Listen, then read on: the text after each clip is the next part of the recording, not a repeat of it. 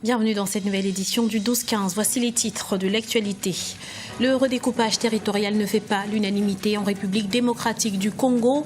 Dans la province du Katanga, par exemple, ils sont nombreux à décrier la nouvelle loi.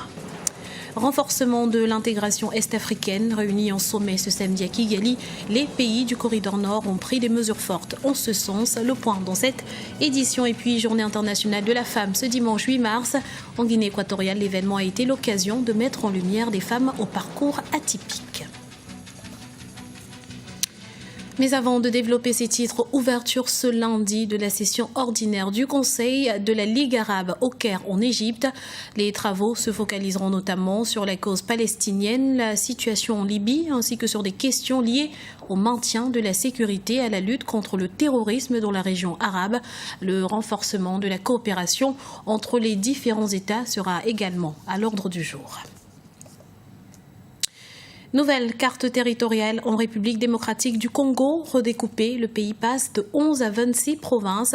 Si dans certaines, cette nouvelle donne n'a pas créé beaucoup de remous, au Katanga, par contre, la démarche a été rejetée par une grande partie de la population. Explication avec Ibarra Ndiaye. En République démocratique du Congo, le nouveau découpage territorial divise au Katanga. Désormais, le pays compte 26 provinces au lieu de 11. Si dans le reste du pays, ce découpage passe aux yeux de la population, au Katanga, nombreuses sont les personnes qui ne partagent pas cette décision. Les Katangais s'opposent à ce découpage parce que déjà, il faut parler de l'histoire. Il y a l'histoire des Katangais qui fait que les Katangais veulent une certaine cohésion de leur région, l'attachement au Katanga, comme ils aiment le dire. Il y a aussi les richesses minières parce qu'ils veulent garder ces richesses qui font de la prospérité du Katanga. Les Katangais aimeraient avoir gardé toujours la richesse sans partager. Un esprit qu'on peut dire un peu égoïste, mais en même temps, il faut dire que c'est de l'influence. Le Katanga uni, le grand Katanga était influent. Ils aimeraient bien garder l'influence au niveau national parce que c'est une région riche et une région aussi qui a eu beaucoup de choses dans le passé et qui garde aussi de l'influence au niveau du pouvoir. Malgré la mobilisation de certaines associations qui ont envoyé des pétitions aux autorités pour dire non à ce découpage territorial, le Katanga est composé désormais de 4 provinces aux grandes dames de la population. Il y a surtout le côté culturel, le côté historique et le côté aussi richesse qui font que les Katangais veulent rester unis. Ils constatent qu'en divisant dans 4 régions, ils auraient moins de poids au niveau national et donc ça serait en quelque sorte la fin de l'influence du Katanga sur les affaires qui se passent à Kinshasa. Le Katanga a joué un rôle majeur dans l'économie du pays. En guise d'exemple, l'État a reçu 90 millions de dollars de redevances minières en 2012. Inscrite dans la Constitution de 2006, le découpage territorial n'a jamais été appliqué. L'Assemblée nationale a examiné et voté le 9 janvier 2015 la loi fixant les limites des nouvelles provinces. Le projet de loi a été promulgué le 28 février 2015 par le président de la République, Joseph Kabila. Dans l'actualité également, la pression s'accroît sur Boko Haram. Une offensive simultanée des armées tchadiennes et nigériennes était en cours ce dimanche contre la nébuleuse à partir du sud-est du Niger. Selon certains observateurs, cet assaut d'envergure signe l'ouverture d'un 3e front contre le groupe islamiste, alors que son leader vient de prêter allégeance à l'État islamique. Le 9e sommet du corridor nord s'est tenu ce week-end à Kigali, au Rwanda. Le Kenya, l'Ouganda, le Sud-Soudan et le Rwanda font partie de ce groupement visant une réelle intégration de leur peuple. Où en sont justement les projets initiés en ce sens? Élément de réponse dans ce reportage, notre correspondant au Rwanda, Olivier Tchakotan. Réussir une véritable intégration en Afrique de l'Est à travers des projets communs de développement, c'est la nouvelle vision des leaders de cette zone. L'Ouganda, le Kenya, le Soudan du Sud et le Rwanda expérimentent cette politique au sein du corridor nord depuis près de 2 ans. Ils enregistrent aujourd'hui de nombreuses avancées dans presque tous les secteurs au sein de cette plateforme. Nous avons réalisé en peu de temps de nombreuses choses. Il s'agit de l'établissement d'un visa touristique commun pour nos visiteurs. Nous avons aussi réussi à réduire les coûts de communication pour nos différents citoyens au sein de cette plateforme. Plusieurs pays de la région regorgent de ressources minières et pétrolières. Ce 9e sommet du corridor nord a également mis un accent particulier sur le secteur privé de l'Afrique de l'Est pour une rapide transformation économique de cette sous-région.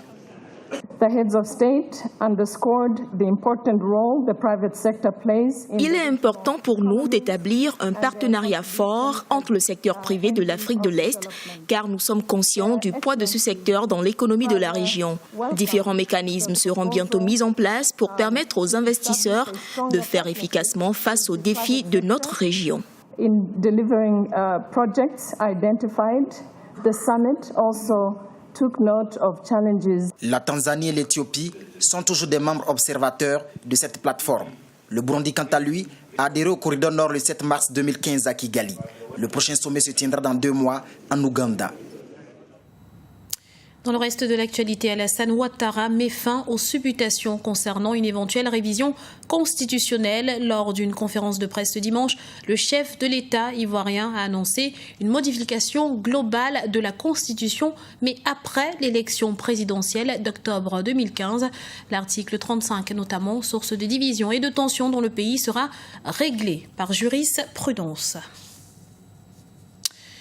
La journée de la femme a été mondialement célébrée ce dimanche 8 mars en Guinée équatoriale. L'événement a été l'occasion de mettre en lumière les réalisations de ces dernières. Un gros plan sur Almudena, une jeune conductrice de poids lourd dont la détermination pousse à l'admiration. Reportage de Serge Kofi, notre correspondant en Guinée équatoriale. Dans son entreprise, on parle d'elle comme une femme exceptionnelle, exemple de courage et d'abnégation. Almudena Boketale travaille dans une entreprise de BTP comme conductrice d'engins lourds. La jeune femme était employée il y a 8 ans comme femme de ménage. Au fil du temps, elle s'est passionnée pour les gros engins qu'elle voyait passer. Curieuse et courageuse, elle entreprit chaque soir, une fois le chantier fermé, d'apprendre de manière discrète auprès d'autres conducteurs la maîtrise de ces gros engins. Le petit manège va être découvert, mais face à sa passion, ses supérieurs lui proposeront de se former dans une institution spécialisée. 5 ans plus tard, elle a pu se faire accepter dans ce monde d'hommes. Au début, tout m'était un peu difficile. Mes collègues pensaient que c'était une blague, mais moi j'étais sérieuse. J'ai gardé le cap et mes supérieurs ont vu que j'étais sérieuse car c'est le travail que j'ai choisi. Le message que je donnerai à la femme équato-guinéenne est celui-ci. Aller au bureau n'est pas le seul travail que l'on puisse faire pour gagner son pain quotidien. Il y a plein d'autres activités telles que celles que je suis en train de faire. Il faut juste avoir du courage. Les premiers jours, les hommes se moqueront de vous en disant que vous êtes folle. Mais après, ils vont s'habituer.